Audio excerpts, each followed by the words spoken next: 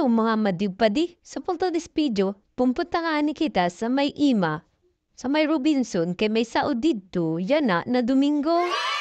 So habang nag-rides kami mga padi, nadaanan namin si Daniel Padilla. Naku po, napataway na lang siya sa ating kamera. At ito nga pala, yung ating kasama. Shoutout nga pala sa likod ko na babaeng maganda. So dito nga mga mapadi-padi, shoutout sa mga bikers na nakatambay dyan. Dito nga sa ating dinadaanan, maganda ang daan. Kasi malawak at saka two ways. Ayan na mga madi, malapit na kami sa aming peroroonan. So dito nga, nakabundot lang pala si Daniel Padilla sa likod namin habang kami nagra-rides papunta sa Saudan, dun sa may Ima, sa may Robinson. So dito nga, nakarating na kami sa aming destinasyon.